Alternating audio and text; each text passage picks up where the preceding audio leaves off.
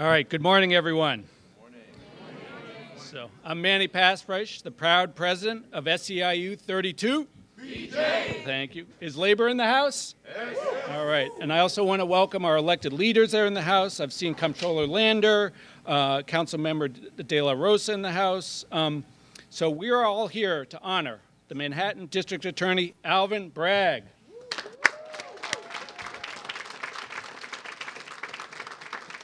District Attorney Bragg has been a tireless advocate for equity.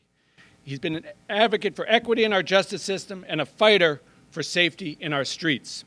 As Manhattan District Attorney, he's advanced innovative strategies to bring criminal justice reforms, and he's showing how local government can push the envelope to move our country forward. Today, that work continues as District Attorney Bragg's new Worker Protection Unit, which will greatly enhance his office's current efforts to address wage theft in the construction industry and expand it to the retail, service, and other private sector industries. This new unit embodies the Manhattan District Attorney's vision of a fair and equal justice system. District Attorney Bragg today is putting working people, particularly those working people who don't yet have a union representing them, at the center of his vision. Listen, if someone dips into my pocket and steals my wallet, they could go to jail. But if an unscrupulous employer steals thousands or even millions from workers' paychecks, too often they just get a slap on the wrist, or worse, plain old get away with it. Today, that changes. This new office will send a powerful message to those employers who try to cut corners and shortchange workers. Enough is enough. Now it is my honor to introduce the Manhattan District Attorney, Alvin Bragg.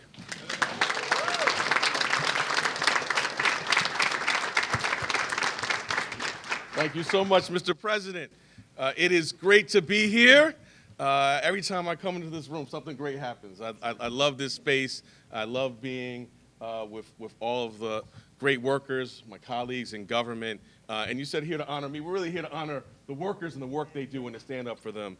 I thank you for everything you do every day on behalf of your members, and more broadly, what that does for all workers, your advocacy and work. So thanks to everyone for joining us today.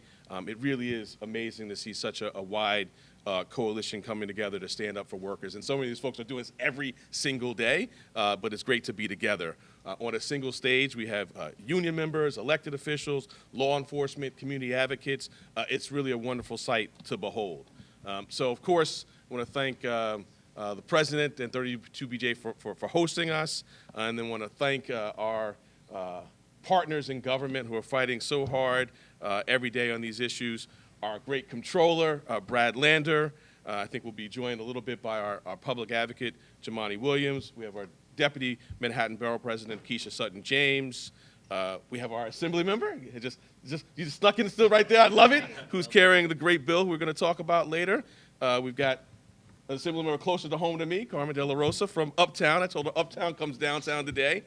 Excited for all that she's doing on labor issues. Actually, in the council. I have to update, sorry. We have our Consulate General from Mexico. So this is truly an international endeavor. We're also joined by great leaders from labor, in addition to, obviously, 32BJ. So we've got Mike Hellstrom, the Vice President, where is he? There you go. And Eastern Regional Manager of the Laborers International Union of North America.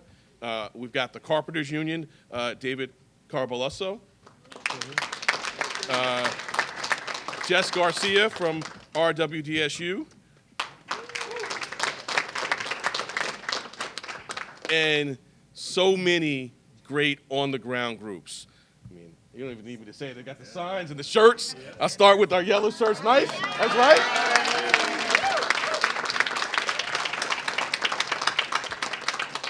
NICOSH.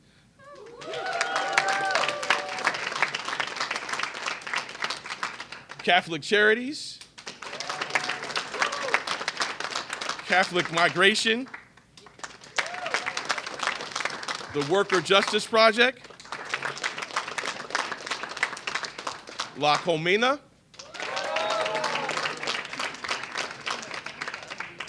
Cornell ILR's Worker Institute.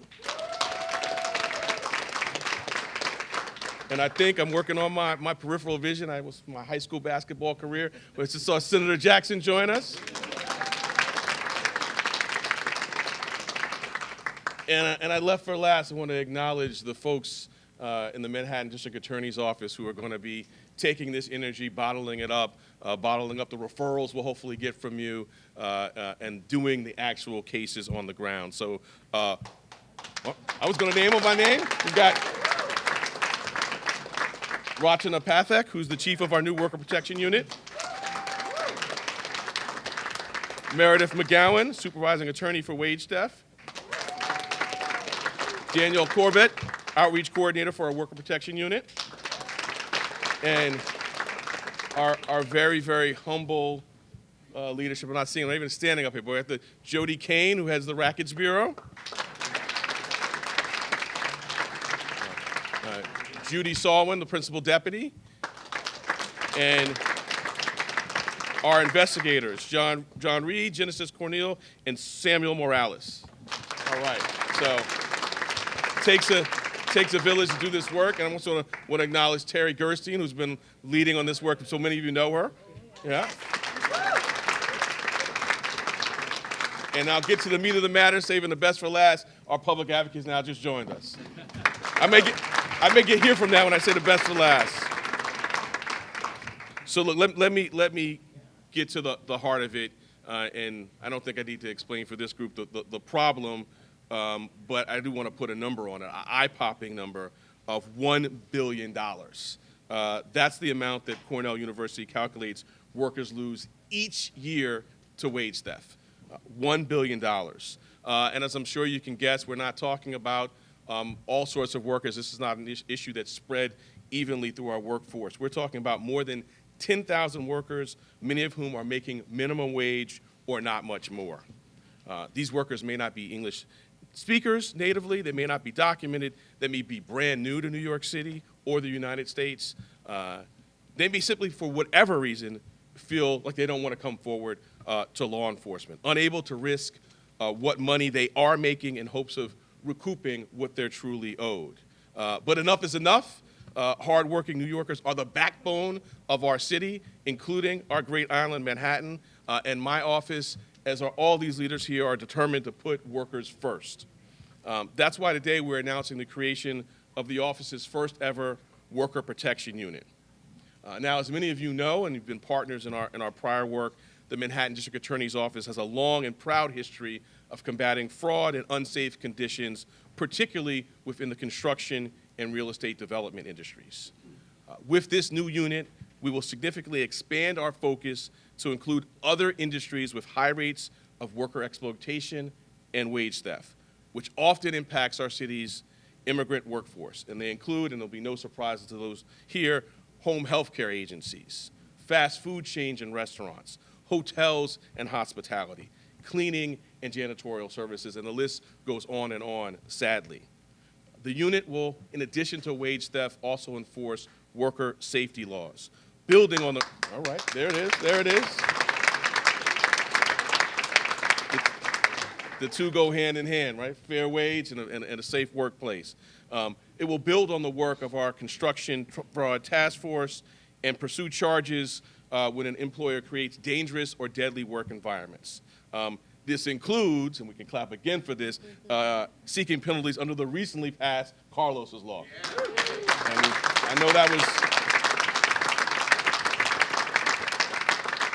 I know that was a long fight.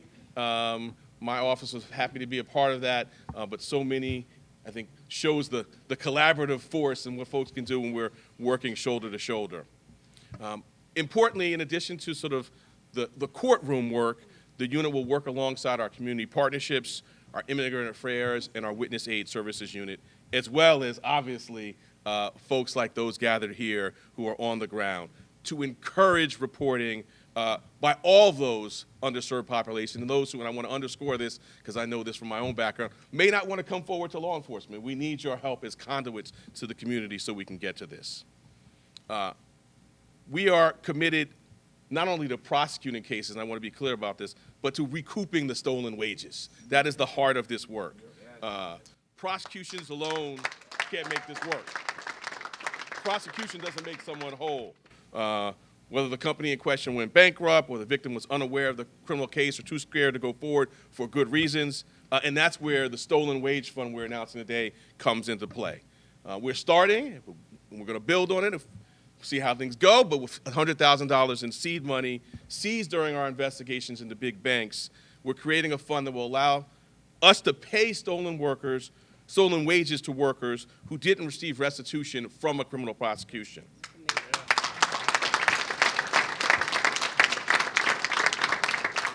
Our great partners at the Department of Labor are going to help us vet claims and evaluate what workers are owed and to help us distribute these funds.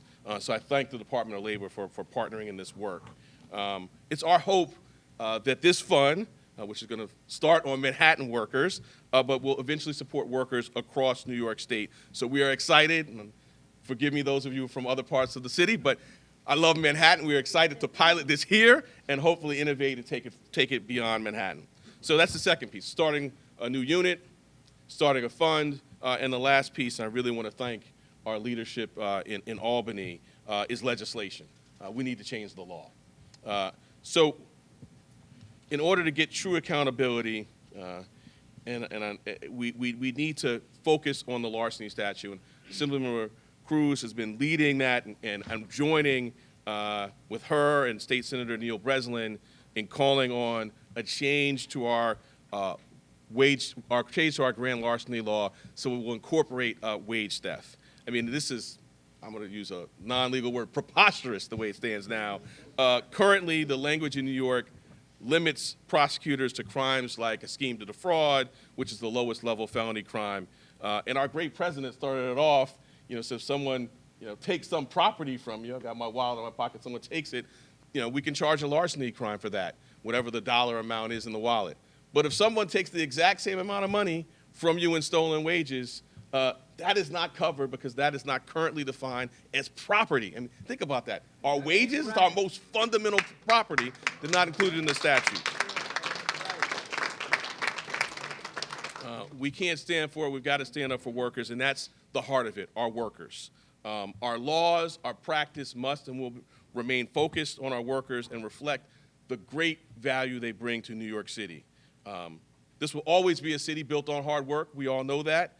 And our strength is our people. We will continue to make sure workers are treated fairly and that bad faith employers who violate the law are held accountable. So I'm so proud to stand here with all of you today, shoulder to shoulder, pledging and committed to making New York a safer, better, fairer place for our workers.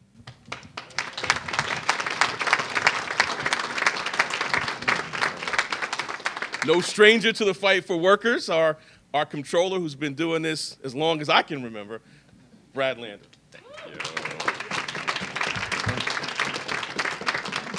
Good morning.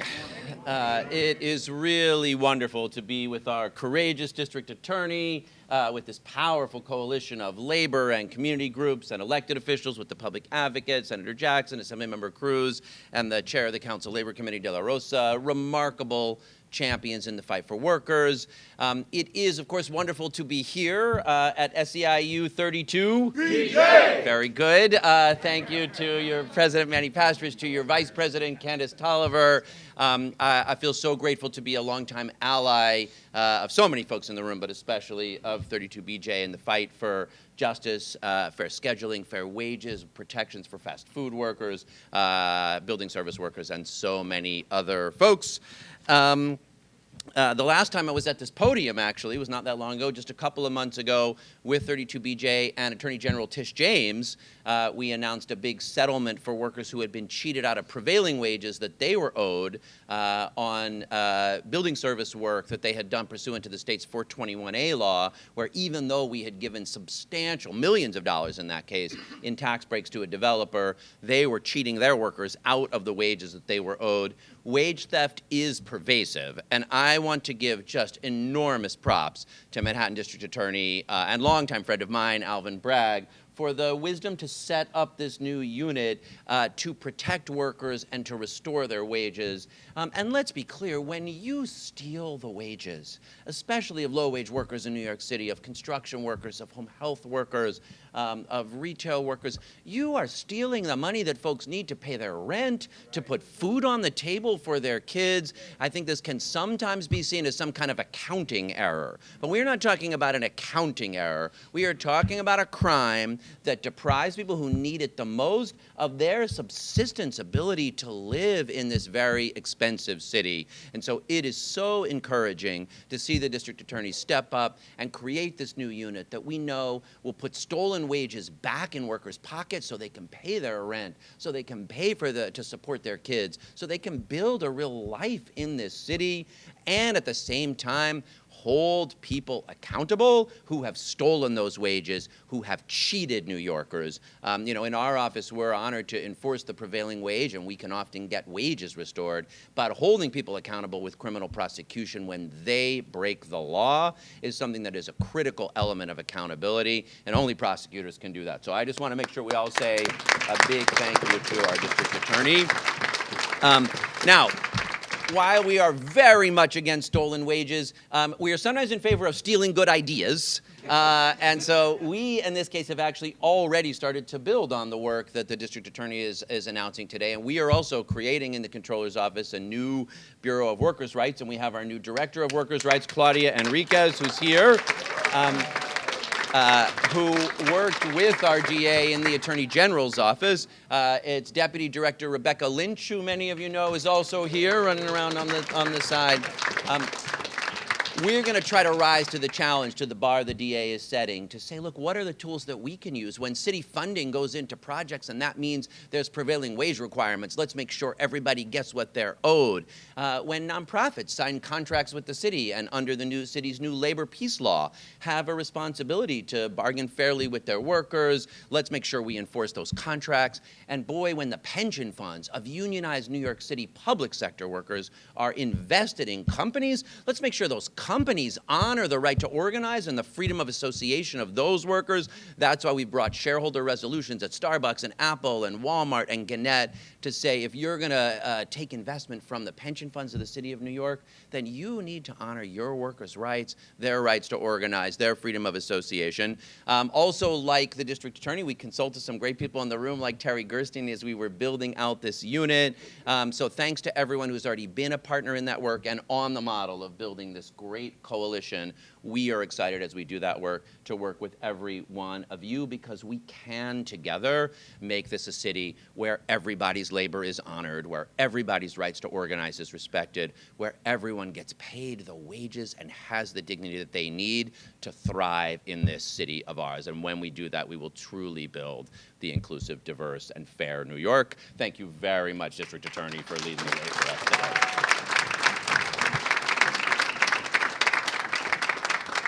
That's exciting. Yeah. I'm looking forward to doing some work together with my old friend Claudia and you. So that's really, really exciting. Lots of work to do, and we do it so well when we do it in partnership.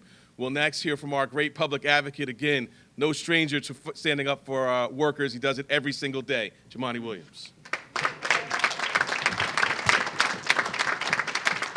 32. PJ. Right. I say worker, you say power. Worker. Power. Worker. Power. Worker. Power. All right. Thank you so much to our DA for doing this great work and making sure that we have a safer and more equitable New York. I really appreciate that, and putting the workers in the forefront. My colleagues from the city, from the state. Of course, this is the first time I'm saying congratulations, I think. So congratulations. And I see VP Tolliver in the back, and all of our unions and folks who are here. This is an extremely important issue, and it is connected to safety, and so I appreciate the DA leading here. Can you just imagine you going to work day after day, sometimes in the least safe conditions, in bad conditions, doing your work and not getting paid and having nowhere to turn? That is a horrible, horrible feeling. And most of us here probably don't know what that feels like, but there are tens of thousands of people, unfortunately, that do, and like the comptroller said, who then can't put food on the table and then can't pay their rent. And as the DA said, very often it is not equitable. Who is feeling that kind of pain? Very often black and brown communities, immigrant communities, very often in industries that had a lot of women in it. And, as we are seeing an influx of new and aspiring New Yorkers, unfortunately, as people are questioning why they're here, that is a group of folks who are ripe for this type of wage theft. The unscrupulous folks look for communities that they feel won't have a voice and won't have someone to turn to simply exploit their labor. That's all it's about, wanting to use their labor and their bodies to make folks more wealthy. And I'm glad that we have a DA who's putting something forward to make sure. Somebody else was adding some speech? All right. To make sure that that doesn't happen. So I want to thank the DA again for having me here today. A renewed focus to the absolutely critical issue of worker protection and wage theft. It's been something I've been fighting for a very long time, along with all of my colleagues who were here. Even in the council, as we passed the Community Safety Act, which mandated site safety training and held bad actors accountable, probably one of the most commonly practiced but underreported issues we heard from workers was that of wage theft, particularly among immigrants and day laborers. These were workers, as I mentioned, risking their lives safely to build our city, and yet some companies continue to put profit over people, and they did it without anything happened to them at all. Our workers deserve to come home at the end of the day and to do so with a full paycheck as their reward.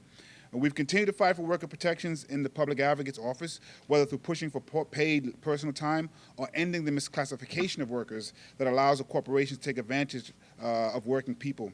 Last year, my office released a report on gig work and the exploitation economy. Wage theft is a pressing issue for all workers, especially those classified as independent contractors. We know the State Department of Labor needs more assistance, needs more help, and I'm thankful the DA has put this three-pronged approach to make it happen. Hopefully, when we begin to hit people with the law, with penalties, but as you mentioned, in the pocketbook, making sure that they feel it and make sure they know it is no longer profitable to continue to exploit people's bodies and exploit their labor, then it will stop. But it takes all of us, and I'm very excited that our Manhattan DA is leading the charge, looking forward for the pilot program to expand all over the city and all over the state. Thank you so much. Peace and blessing, love and light to you all. Thank you. Thank you, Mr. Public Advocate, for all you do. We'll hear next from our Deputy Borough President, Keisha Sutton-James, another tireless advocate. To me, this is all one big borough. The city's all Manhattan. The reason I say you miss Manhattan is because as Deputy Manhattan Borough President, on behalf of Manhattan Borough President Mark Levine, we are exceedingly excited that the Manhattan District Attorney is leading in this space. Thank you so much. I'm proud, yes, I am proud and honored to be able to be here to represent the Borough President today, standing shoulder to shoulder with this powerful coalition of labor leaders and workers, as well as all of the esteemed elected amongst whom I get to be a part. Well, not a part, I'm not an elected, but I get to represent one. So thank you, senators, both senators, the public advocate, the councilwoman, as well as our comptroller for being here today. Folks, an honest day's work deserves a full, complete, and unfettered and fair paycheck. Workers should be paid for every single minute that they're on the job. Partial paychecks and underpaid overtime is not just unacceptable, as the DA has pointed out. It should be illegal. It is illegal.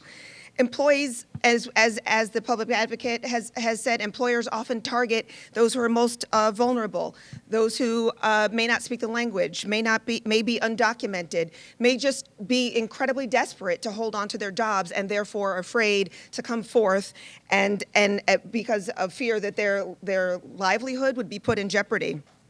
A strong economy requires that we have a strong workforce where someone or everyone is able to earn a fair living, but often and too often, workers experience wage theft and harassment and exploitation on their jobs. But thankfully, here in Manhattan, we have a DA who's taking the leadership to make sure that no company can think that they can get away with skirting our workplace laws and safety laws, as well as with withholding wages from workers.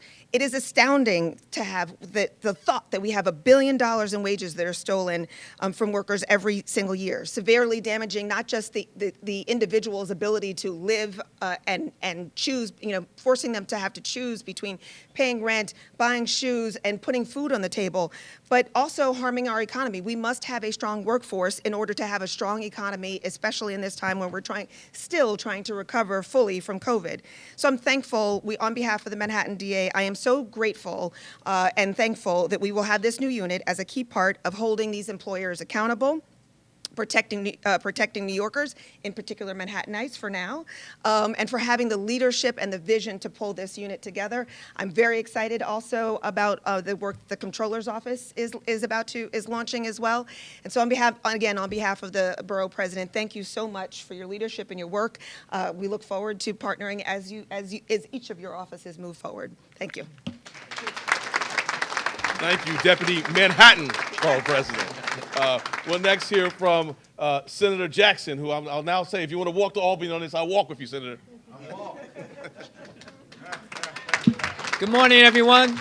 To my colleagues and to all of the labor leaders, this is great. I'm telling you, you put us all together for a great call. And bottom line is, it's time to take action, and the time is now. Too many people have suffered as a result of it, and up in Albany, you talk about Neil Breslin and Catalina Cruz. The bottom line is that we need to push this. And how do you push it? You pass legislation. And so that's the job that I'm committed to do. So when we get back to Albany, you better believe I'm going to be right there pushing hard to make sure it happens, along with all of the labor unions. I tell people, make sure you know who your representatives are and reach out to them. Your assembly member, your senator, your city council member, because that's where the press is going to come. If we just wait and stand at a press conference and not do anything to push forward, then we're in trouble. So this is a huge coalition that is pushing forward to ensure that people that have been cheated out of their paycheck are going to get their right due. And that's why the Employee Protection Unit, that's why the Wage Theft Unit is going to be there, and that's why legislation combined together to move this forward. And let me just say, DA Bragg, you're leading the charge. You should be out front. In fact, you are out front, and the message that I read in your press release is that you're hoping that the other 4 district attorneys will get on board so that collectively in New York City, we're pushing as one. Let me thank you for it. I appreciate every opportunity to be here to support you and support all of the 32 BJ workers and all. Thank you, Senator Jackson. My colleagues in the other 4 boroughs are doing great work, but we're hoping we can take some of the Manhattan forfeiture money and help them once we get out of the pilot area. I know many of us are going to Albany this weekend for the caucus. I will be there. I will talk to whoever the senator tells me to help get the bill passed, and whoever our Assembly Member Cruz, who's carrying the bill, whoever you tell me to talk to, I'll talk to. The sponsor of the bill. Thank you. Good morning still, everyone. Before I go on to the official speech, I have to take a pause to thank the labor unions that are here today, especially for 2 different reasons. First, when we began doing this work of going after employers who steal from workers, because we're not going after the good employers, and I want to make sure people understand that. There were 2 unions that are here today that were with me, literally with me back then, going after those employers where workers were not unionized. Think about that. These are unions where their workers are safe. They are safe. And I got to give my friend Candace a shout out, who's here today, because her and I have been doing this work together for close to a decade, going after the bad employers. And so that's a shout out to RW and to 32. But I want to call it my baby. This is my baby because it's one of the first bills I introduced. I introduced it because my family has been a victim of wage theft. I introduced it because I used to go after employers, and because every single day my neighbors are feeling the pinch of having their wages stolen. Make no mistake about it, they are having their wages stolen. And that's our friends from the carpenters, who believed in this bill so much that have made it their top priority to deliver. And so thank you for that. The idea that if I steal $1,000 from someone in the street, I have to face jail. But if I refuse to pay someone their wages, their only recourse is to go to the Department of Labor. And as good work as they do, because I used to work there, it can take years. And God forbid they decide to change the business name or sell it. That worker is going to be out of money that is used to pay their rent, medication, food, childcare, the everyday things that we take for granted because many of us are unionized or in the kind of jobs where we don't have to even think about the idea that someone would take advantage of our need. Because that's what's happening. Someone is taking advantage of the need. I got a call from an employer yesterday actually about this and asking me to not support it. And I said, you have nothing to worry about if you're complying with the law. This isn't about going after good businesses or good employers. The Wage Theft Accountability Act is about going after the businesses that prey on our community. This is about making sure that people have enough to live. Think about that. You work 40, 60, 70 hours a week, and then you have to beg for your money? This is your money. And we're going to make sure that you get it, and I cannot wait to get back to Albany and finally pass this bill. And thank you to our Manhattan DA, and I'm with you. I'd like to see Queens have the same kind of unit. I'd like to see Brooklyn have the same kind of unit, because unfortunately, and actually, I'd like to see the rest of the state have the same unit. Because we are seeing this kind of wage theft happens in the farming industry, it happens in restaurants, it happens wherever there is a worker with need and someone who's an employer with power. And we're going to change that. We're going to make sure that the power is back in the hands of the worker. And I want to thank everyone who's here today, especially our community groups, and if you will bear with me, I can see a lot of my friends here, especially from NICE. I'm going to say a few words in Spanish. Para mí es un honor estar aquí representando a la asamblea, representando a mi comunidad que ha sido víctima de el robo salarial, porque esto es lo que es. Si vos vas caminando en la calle y le robas $1,000 a alguien, pueden ir a la policía y te pueden arrestar. Pero si tú eres un empleador, un dueño de un negocio y te rehusas a pagarle el salario al trabajador, lo único que el trabajador puede hacer es ir, poner una queja en el departamento de labor y esperar de pronto, si tiene suerte, 1 o 2 años para que le paguen. Y mientras tanto hay que pagar renta, hay que pagar el cuidado de los niños, hay que pagar medicina. Entonces nosotros no estamos tratando de criminalizar a empleadores buenos, a empleadores que están siguiendo la ley. Vamos es detrás de los pillos que se quieren aprovechar de la necesidad del trabajador y muchas veces del trabajador indocumentado inmigrante porque saben que necesita ese dinero. Esta unidad que se está anunciando hoy necesita replicarse en todos los condados de esta ciudad y del estado, porque desafortunadamente el robo salarial no pasa nada más aquí en Manhattan. Está pasando en Queens, está pasando en las granjas, está pasando en todo lugar donde hay un trabajador con necesidad y un patrón con el poder de robarse el salario. Con la ley que vamos a pasar, porque ya llevamos varios años que la hemos introducido y desafortunadamente no ha progresado porque no teníamos el respaldo de una coalición tan grande, porque ahora la gente después de la pandemia entendió que hay demasiados trabajadores con necesidad que se les está robando el salario y hasta aquí llegó ese robo. No vamos a seguirlo permitiendo y este año lo vamos a pasar y tenemos que darle a la gente que está llevando a cabo esto la ley para que la puedan llevar a cabo. Porque ellos quieren ayudarnos, pero si no hay una ley criminalizando este acto, ellos no pueden hacer nada. And I'm going to say that part in English because I think it's important. We are here to give you the tools to do the job. You can't criminalize an employer who's stealing wages if what they're doing is not considered theft under the law. So we're going to change that so that we can give you all the power you need to protect our community.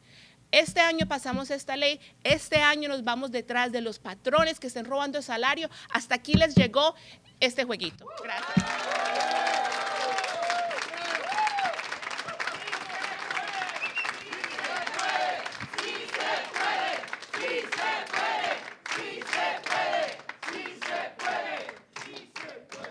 Thank you, Assemblyman. Let's get this bill passed.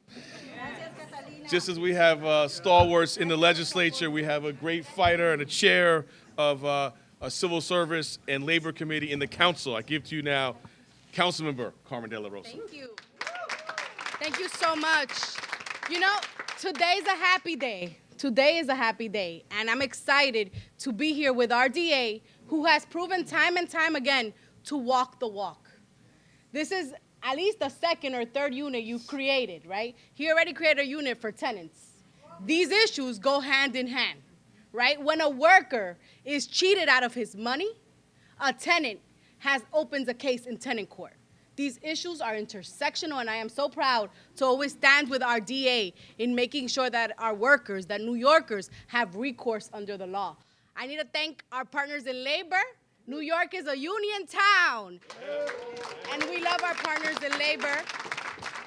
Thank you all for the work you all do. I want to thank Manny and Candace and 32BJ for hosting us today and for being a champion with us, but all of you have made it your life's mission to uplift workers. Many of these workers are immigrant workers, undocumented workers. We just heard my former colleague, Assemblywoman Catalina Cruz, talk about this. These are workers who have not only been excluded, they've been mistreated, and they've been cheated. And so I am confident that with this new unit and the laws that we're going to pass in the city and the state level to mirror that, we're going to make sure that these workers are no longer disenfranchised by the law, that they have the ability to have recourse when they're cheated out of their wages, but most of all, that we're humanizing the face of these workers who every single day, and even in the darkest hours of our city, got up in the morning, took the subway to work, and they went to work and they did everything they needed to do in order to make a living. We can no longer accept the rhetoric that a certain class of worker deserves to have rights and a certain class doesn't. We know what the statistics say. We know that fast food workers, construction workers, home health aides, my mother was a home health aide, we know the workers that are vulnerable right now. And I am confident that with this new unit, we will continue to see workers have recourse under the law, but more than that, dignity and justice. You know, there's many people that believe that immigrant workers don't contribute anything. You know, I spent 5 years in Albany. I heard every term under the sun when we tried to pass the Excluded Workers Act or the DREAM Act, that immigrant workers don't contribute to the economy of our state, that they don't pay this thing called taxes, but they do. And if we hear that 1 billion number, that is a percentage of the contributions that have been stolen from them, of the many, many contributions that they make not only to the fabric of our community, but to our local economy. And so I stand with you, I stand with the workers here, I stand with our partners in labor, and I stand with our Manhattan DA in making sure that we get this done. And I'm bringing some uptown love because my uptown workers are so excited that our DA is taking this on. I'm gonna say quickly in Spanish. En español, simplemente para felicitar a nuestro fiscal. Él ha demostrado tiempo tras tiempo que él está con los neoyorquinos, resolviendo los problemas necesarios para que nuestras comunidades inmigrantes tengan recursos bajo las leyes. Nosotros sabemos que nuestros trabajadores inmigrantes, como escuchamos a nuestra asambleísta decir, son vulnerables y han tenido sus pagareces robados, se los roban. ¿Por qué? Porque son trabajadores vulnerables. Bajo esta nueva unidad estamos seguros que la dignidad y la humanidad que ustedes se merecen va a estar siempre presente. Thank you so much.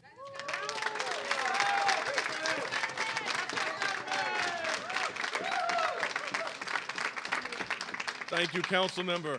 I said at the beginning, this is truly an international endeavor. Let us now hear from the Consul General of Mexico.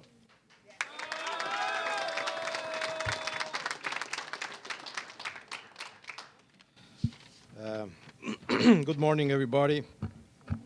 It's a great honor to be here, and on behalf of the Consulate General of Mexico in New York, I'm pleased to congratulate the Manhattan District Attorney's Office for the implementation of several initiatives to protect new labor rights of the most vulnerable communities, as well as to guarantee their fundamental rights of access to labor justice, regardless of their migrant status. The recent creation of both the Worker Protection Unit and the Stolen Wages Fund will be key for promoting a culture of legality in the Mexican working community and encouraging complaints against wage theft labor exploitation, and any other labor abuse or violation. From the Mexican Consulate, we do recognize the efforts of the Manhattan District Attorney, Alvin Bragg, thank you so much, District Attorney, and his team to create innovative, institutional, and legal frameworks for the benefit of workers, and to provide them with access to alternative resources to receive a dignified salary, avoid abuses of power, and guarantee the safe work spaces. What a fair and a just manner to say no to impunity. As we have done in the past, we reiterate our willingness to collaborate with your office, DA, in any project that might improve the working conditions of the Mexican migrant community living in New York and the Hispanic diaspora in general. For that, on behalf of my community, I want to thank you so much. This great effort with this great spirit in order to avoid the abuse of the labor rights of our people. Muchas gracias, fiscal de Manhattan. Si me permiten, haré un breve comentario en español. En nombre de la comunidad mexicana y del Consulado General de México en Nueva York, agradezco el gran esfuerzo, la gran iniciativa y el liderazgo de Alvin Bragg, el fiscal de Manhattan, que ha promovido una nueva disposición legal con un nuevo entramado institucional que busca proteger, garantizar y reconocer los derechos laborales de los trabajadores, sobre todo los más vulnerables, sobre todo aquellos que han sido abusados, vejados, limitados y restringidos en derechos humanos fundamentales. Esto es una señal de que hay luz, de que en Nueva York, a través de la oficina del District Attorney, hay justicia y se pelea y se combate la impunidad. Gracias por este gesto generoso, fiscal Alvin Bragg, en favor de los más necesitados. Muchas gracias.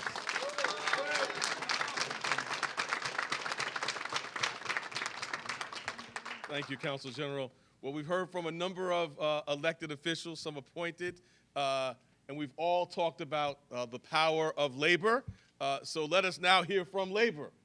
Let's start with the carpenters.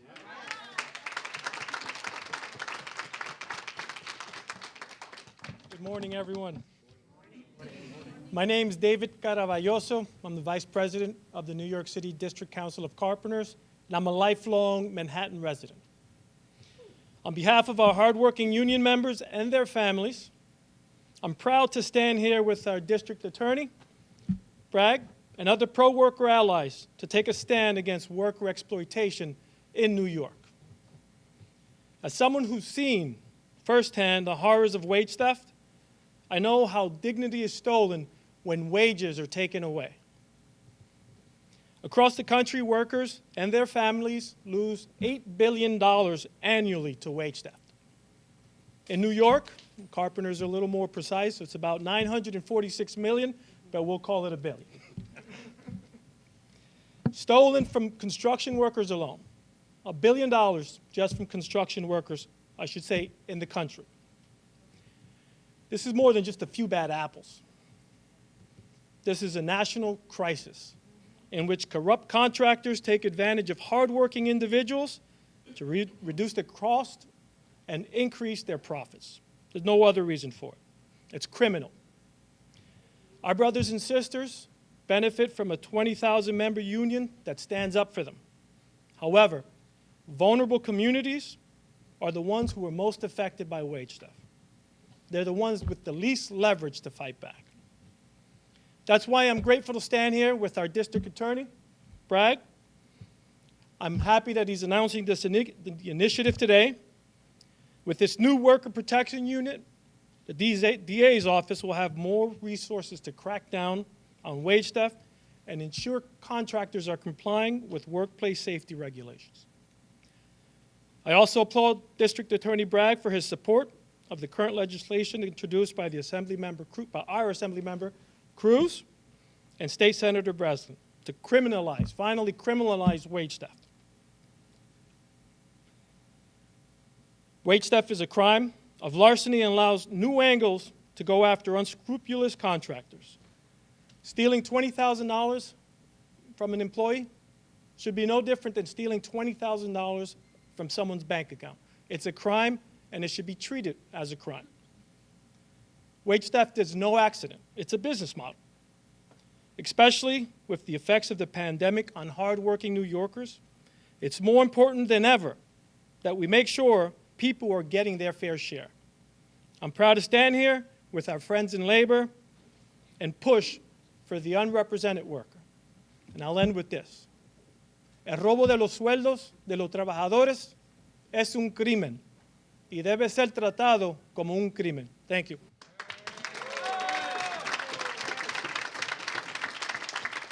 Thanks so much. Michael Hellstrom. Thank you.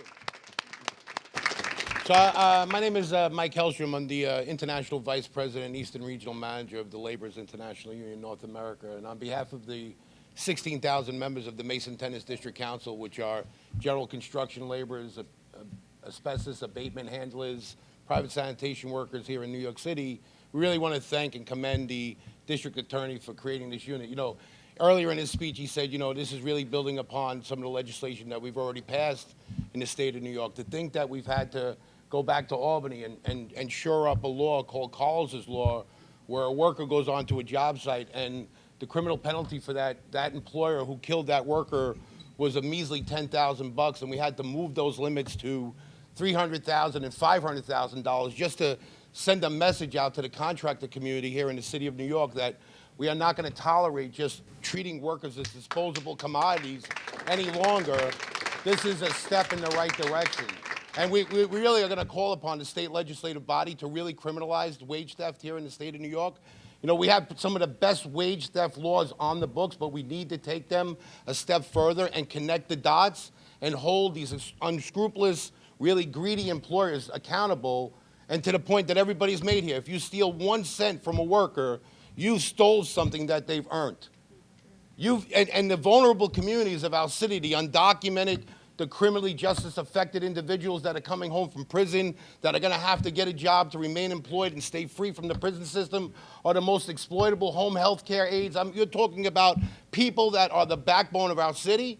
And I think today we can declare wholeheartedly, from the elected community to the labor community, every unscrupulous contractor in this city is on notice that we are coming together and we are coming for you with every weapon that we can marshal.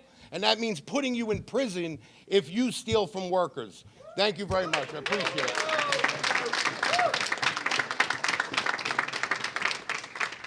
Thank you so much. And we'll now hear from Jess Garcia, RWDSU.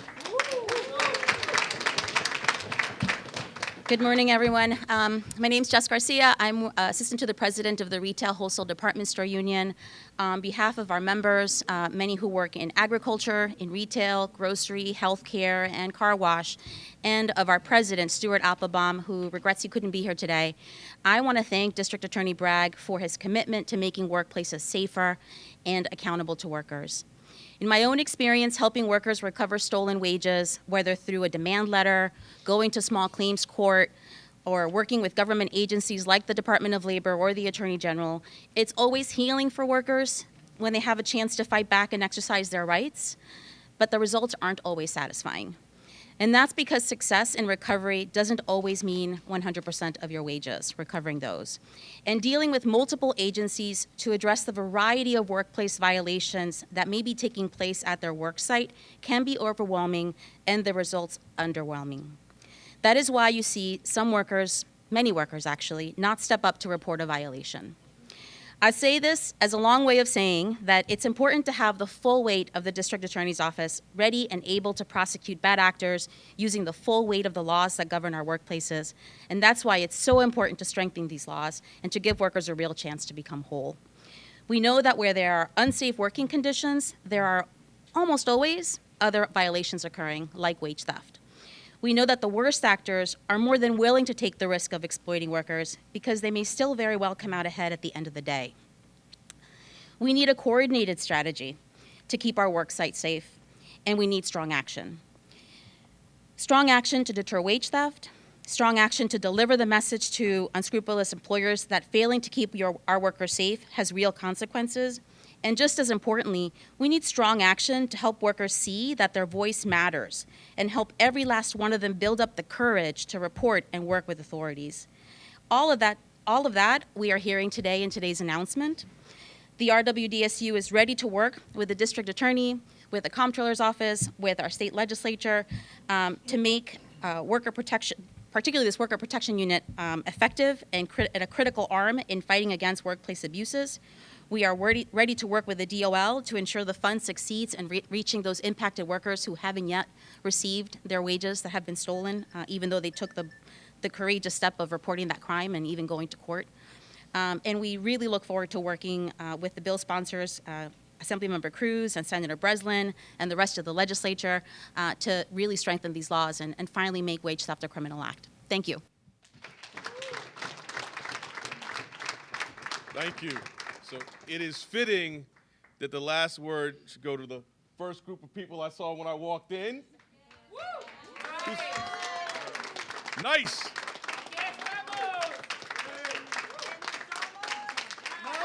¿Quiénes somos? Good afternoon now. Good afternoon, everyone. Thank you for having us here. Thank you. My name is Nilvia Coyote, and I'm the Executive Director of NICE, New Immigrant Community Empowerment. And we are here to say, as we often say at NICE, wage theft is a pandemic. Wage theft is a new pandemic. But it has been for many, many, many years for our workers and for our community members. So we're here to continue collaborating with the agencies. We thank you for that initiative. We thank our elected officials for always pushing for these changes. We are here to say that at NICE, we haven't stopped working cases every year. Just in 2022, we case managed over 500 cases of our membership, and our membership is 15,000 people. 500 cases. And from our calculations, the stolen wages were over $1 million. $1 million for a community-based organization that represents 15,000 members.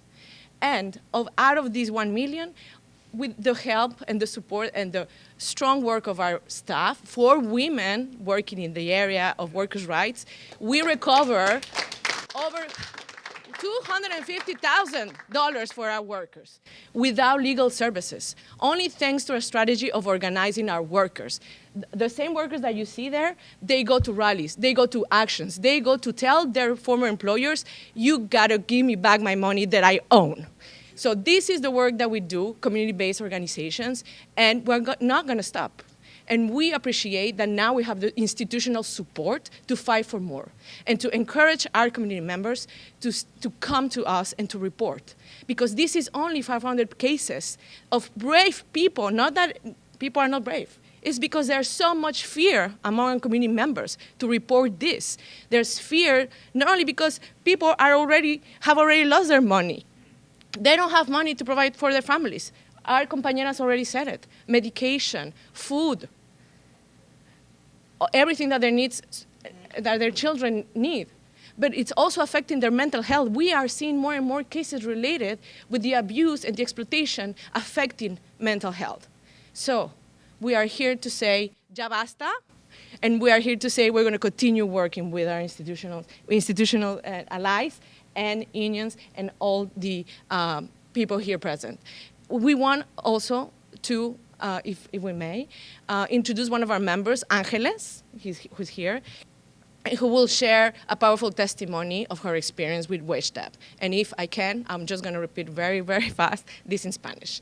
Buenos días, buenas tardes. Mi nombre es Nilvia Coyote, soy la directora de NICE, y estamos aquí para decir públicamente lo que siempre decimos en NICE, que el robo de salario es la nueva pandemia y que ha sido la pandemia por muchos años, robando a nuestra comunidad todos los días. En el año 2022, tan solo en un año, nosotros estuvimos manejando más de 500 casos de nuestra membresía y reportamos más de $1 millón en robo de salario.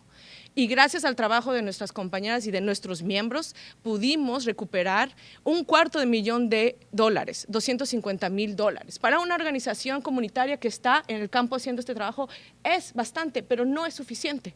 Entonces, gracias por esta iniciativa. Vamos a seguir colaborando y cooperando con las instituciones, con el fiscal, con las electas, con los sindicatos para luchar contra el robo de salario, y yo apreciaría que nos regalen un momento para escuchar a nuestra compañera Ángeles, que tiene un testimonio sobre su experiencia en robo de salario. Y que sepan que las trabajadoras y los trabajadores aquí estamos y vamos a seguir luchando por nuestra comunidad y por nuestros derechos laborales.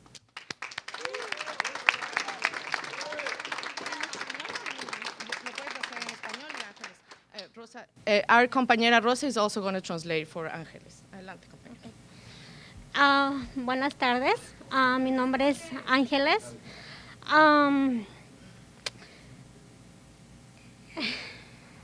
Pienso yo que esto tiene que parar por los robos de salario.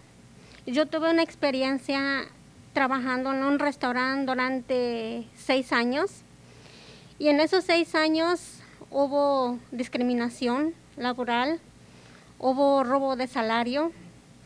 Pienso yo en un restaurante es como una segunda casa. ¿Por qué? Porque se la pasa uno todo el día trabajando. ¿Ok? Y en un lugar donde uno va a trabajar y se siente como acusado, pienso yo que eso no es justo. Cuando un dueño valora el trabajo de una persona, es agradecido. Pero cuando hay dueños que no valoran el trabajo de uno, no agradecen nada. Entonces pienso yo. I'm sorry, I just wanted to pause it there so I can translate to all of you. So yeah, her name is Angeles. Angeles, she's a member of the organization, and she's explaining about her case. She was working in a restaurant, right? She's mentioned that the wage theft had to stop. It's something that's been affecting not only to have the wage stolen, but also the discrimination, the harassment that they're having to like go through, because again, the needs that everyone has, especially like we all know, like immigrants workers.